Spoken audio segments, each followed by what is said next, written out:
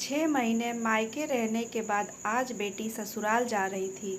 पिछले हफ्ते पिता ने कहा था, हम बूढ़े हो गए हैं, अब तुम्हारी लड़ाई नहीं लड़ सकते।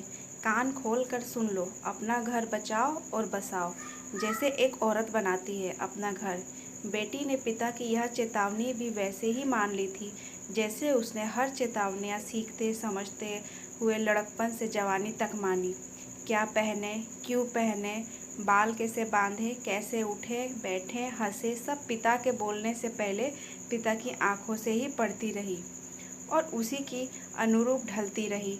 आज पिता को कहकर बताना पड़ा, इसका मतलब यह आज तक की सबसे बड़ी चेतावनी है। वह नज़रें झुकाए धीमी रूंधी आवाज़ में इतना ही बोल पाई, जी पापा। माँ ने बेटी की आंखों में झांका, वहाँ शून्य था। एक ही क्षण में बेटी कितनी सहजता से भाव बदल गई। माँ हैरान थी, लड़की की कितने स्तरों पर कैसी कैसी ट्रेनिंग करता है यह समाज। माँ सोच रही थी। माँ ने पिता की आंखों में झांका, वहाँ अजीब सी विरक्ति फैली हुई थी। माँ का कलेजा अंदर से फटना चाह रहा था।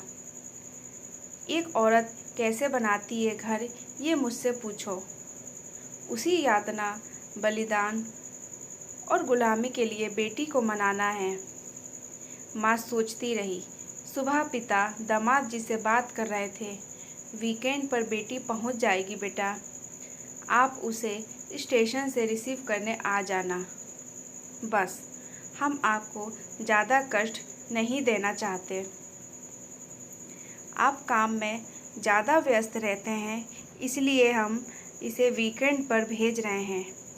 बेटी ने दामाद से बात करते पिता के कांपते हाथ देखे तो अंदर से रो पड़ी।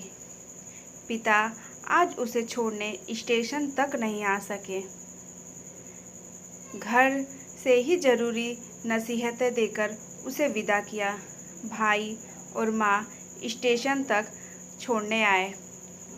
ट्रेन आने तक माँ खुद को संभाल कर खड़ी रही, इधर उधर की बातें करती रही, बेटी को समझाती रही और खुद को भी कि इसे आखिर में क्या समझा रही हूँ।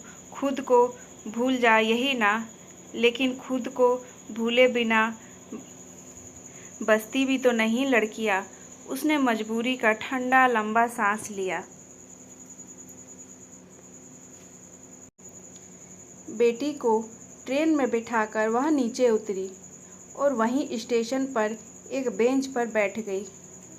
वह बेटे के सामने रोना नहीं चाहती थी, लेकिन बरबस फूट पड़ी और रुलाई को वह रोक नहीं सकी। बेटी ने माँ को खिड़की में से देखा। ट्रेन चल पड़ी थी।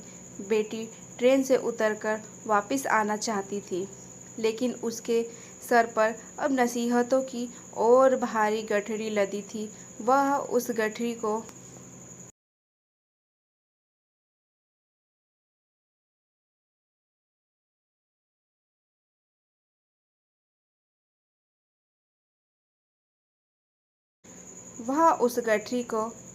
छोड़कर उतर नहीं सकती थी।